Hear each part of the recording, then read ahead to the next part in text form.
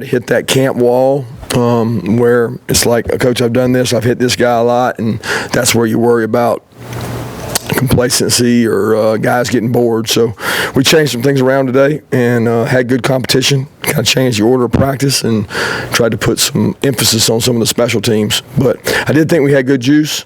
Didn't think we had real good juice on Monday and Tuesday. A lot of poor me's and school start and a lot of excuses. So good practice today, though.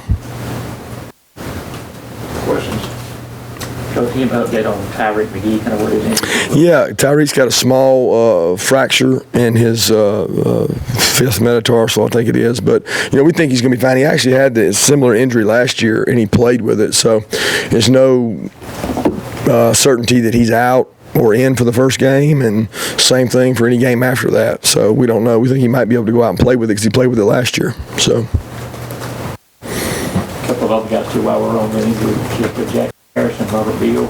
Yeah, Jackson had a foot injury yesterday. Don't know how long he'll be out. We'll see. Beal's got an undisclosed injury right now. Coach, there was some comments made by Justin Fields' dad to ESPN. How do you typically handle it when a parent talks about your quarterback situation? Yeah, I don't get too much into it. I think that it's the same with most parents. We try to have a policy on our team that everything that happens within our family stays within our family. We ask our players to deal with the media in the right direction, and that we have one voice on this team, and that's my voice. And the players obviously have their own. But I think it's important to understand that it's a team goal that we're going to play the best players and that we're going to do the best thing we can to help our team. I certainly think both Jake and Justin are doing a great job of competing and helping us. And to be honest with you, I haven't even seen it or heard anything about it, so it doesn't really affect me. In terms of the group you have a wide receiver coming into this year, where the guys you brought in, you have a lot of guys in that room who came in as highly regarded prospects. So how do you kind of handle all the depth in that room? Is that sort of a good thing or a bad thing with the whole culture of competition? Well, how they came in does not matter to us. You mentioned they came in highly regarded. I mean, that means nothing in that room. I mean, it means absolutely nothing. I mean, every time you guys print something about the receivers, it's about how many 5-stars are in there. But the guys that are playing best right now in there, none of them had 5 stars. So we go off performance. I mean, the receiver position is, where do you help the team the most? Can you cover a kick? Can you block somebody? Can you make a play outside on the perimeter that nobody can make? And right now, that has nothing to do with what you were regarded as coming in. So is the culture of competition good? Absolutely. Because maybe those guys that were 3 stars and 4 stars have outworked the guys that were 5, because none of that is a decision for us. All we do is say, playing well. And right now, the guys that are playing best at receiver were not the highly regarded guys. And we're going to play the guys that play the best. We're going to play the guys that practice the best. We're going to play the guys that bust their butt and go out there and help the team. And there's a lot of them that are helping on special teams. I'm very pleased with our receiver room. Top to bottom, I think they're competing hard. They're playing hard. They're making good plays. And they're really helping on special teams. But as what they came in as, I'm not into that. I'm into the team environment. Can you help our team? And if you can, then I'm going to reward you by helping our team. But I can't promise you a number of touches and catches. The goal is to win the game. Kirby, with Tyreek out of practice for now, who has an opportunity to move up at the positions where he was working? And have you been impressed with anyone? Yeah, we're not in a position where everybody out there, every player out there is getting coached and worked with. So with Tyreek out, it's not like, there was this transformation. We're working with 1s, 2s, 3s, and 4s in practice, and we're 4 deep at most of our secondary positions, which would be 16 players. In nickel, that would be 20 players. So every guy is being coached and worked with. So with Tyreek being out, it's not like there's a big, huge transformation. We're just to work the guys at all their positions, trying to create really good depth. We've moved guys around. We got some guys playing safety, star, penny. We got a lot of guys playing different positions out there. So I'm pleased with those guys' competition. Now, we got to play better and not give up some of the plays in the secondary we've given up. But, I mean, it's not about Tyreek being in or out. There's a lot of guys getting opportunities out there.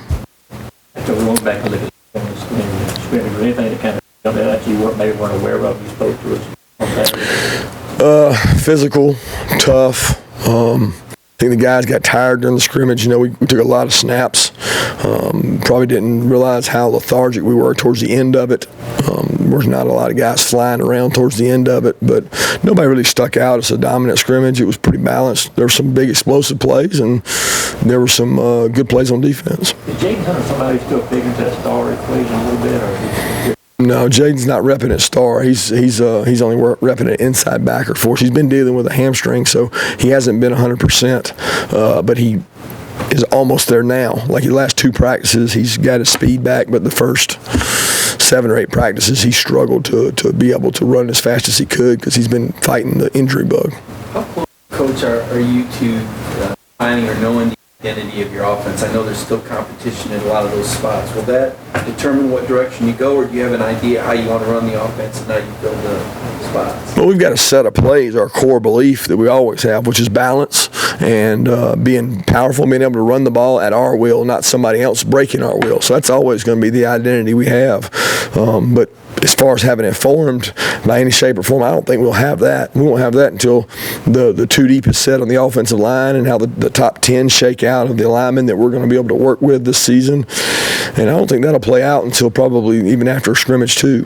Scrimmage 2 is kind of a defining moment, but it's not over because at scrimmage 2 we still have 8 or 9 practices left before the first game.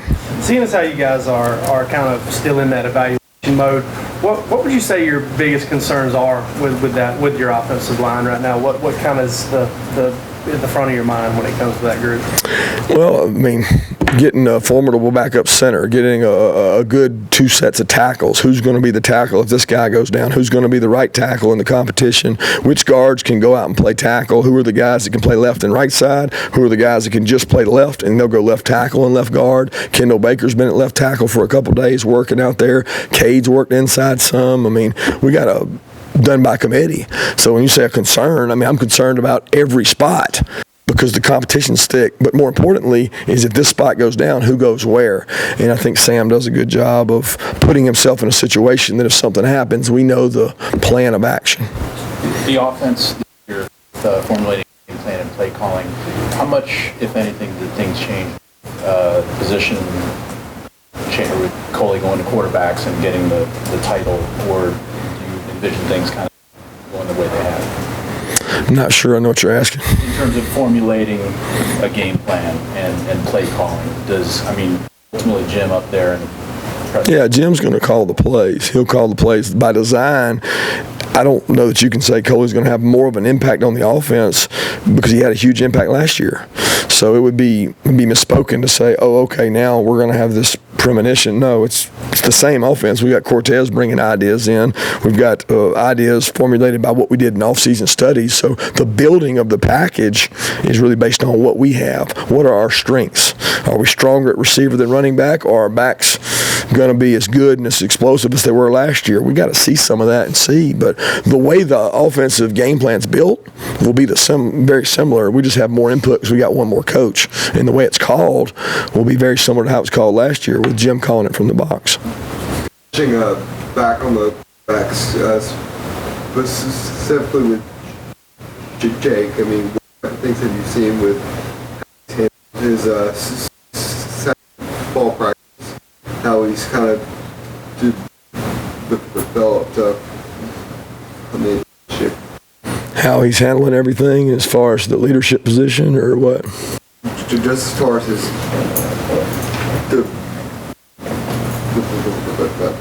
elements of coming into last year? Yeah, I think he's much more comfortable. I mean, you can't even imagine this time last year to now. I mean, that's a lot of games. He's played a lot of football games. His understanding of what we're trying to do offensively, and I think his step now is like he knows what the defense is doing before the defense does it, especially against us, who you go against every day. So his development has been good because he played all these games. He understands where the weakness is of each defense. He can exploit that.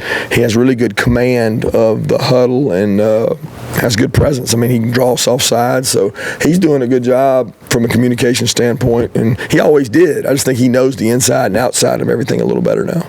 Kirby, have you had a chance to talk or text Mike Bobo or Laney and how they could handle him during this tough time like this? Yeah, I've talked to Mike probably more than Laney, just out of our friendship. My thoughts and prayers go out to George and Barbara, their parents and their family.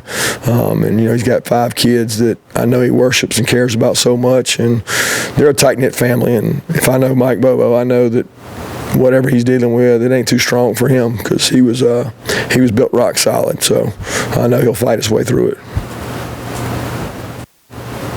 You mentioned you've been kicking Cade inside some. Just how have you thought of how he's handled taking some reps in there? And do you see him as someone that can fit into being a versatile lineman this year, play multiple spots? Yeah, it's been an experiment for us. He's played some right tackle here. He's played some left tackle here. He's working at some guard. I think it's easier for him to stay on the left side.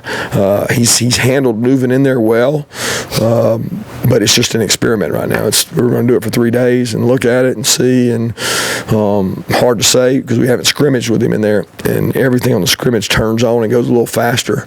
So hopefully we'll get to see some of that Saturday. But I'm pleased with his work ethic. He's a hard-working kid. He's a bright kid. You mentioned the base plays that you in. Do position groups also compete in terms of whether you're playing 2 tight ends or 4 receivers or 3 receivers? Do you look at it like that, or do you pretty much know what personnel packages you want to run? Well, no, you want your best players on the field. So if our best players on the field are 4 wideouts and no tight ends, we better have some good tackles and be able to block well because we got no edges. But if our best players are tight ends, then we'll have 3 of them out there. And if it's best backs, then we'll have 2 backs and maybe 2 receivers. So we're trying to get the guys on the field that need to touch the ball or can play without the ball. Sometimes there's a loss for our support base, fan base, you guys, for the respect for the guy that doesn't have the ball. Because there's only one ball and there's 11 guys out there. So the guy without the ball better have a lot more value than just the guy with the ball. And we're trying to get the guys that can play well without the ball on the field. And I think that's what our offensive staff does a good job of, and those guys buying into kind of the team concept of if I do well at receiver, then the backs will do well. If the backs do well, then the receivers will do well, and they work off each other. 2 more questions. Recall back in the spring, you talked about safety depth being a concern. And Otis comes in as a safety, if I'm correct when you're saying that. And then he's also working at star. I assume you guys are kind of playing at both spots now. And how is he adapting to that kind of doing both things at one time? Yeah, Otis is doing a good job understanding the calls. We've got a role for him as a star, and we've got a role for him as a safety. So he has a dual role. I think he's more comfortable from his high school background playing star, and he likes that. But there's usually 1 star on the field, and there's 2 safeties. So he has to cross-train, and so far he's done a good job of doing that. And he continues to develop and work hard. I think he's a bright-eyed kid, and he really loves the game of football. Where's Isaiah Wilson at now compared to where he was a year ago? Oh, yeah, he's a long way. I mean, he's not there, but this time last year he was sucking up in the heat. I mean, he was struggling with the heat, and now he's over that. He's playing quicker. He's playing faster. He's seen things. I think the year of development really helped him. Then the spring helped him, and then from the spring to now, he's gotten better. But he hasn't arrived yet. He hadn't won that job out yet. I mean, there's a lot of competition in that position, but he is performing at a much better level. Thanks.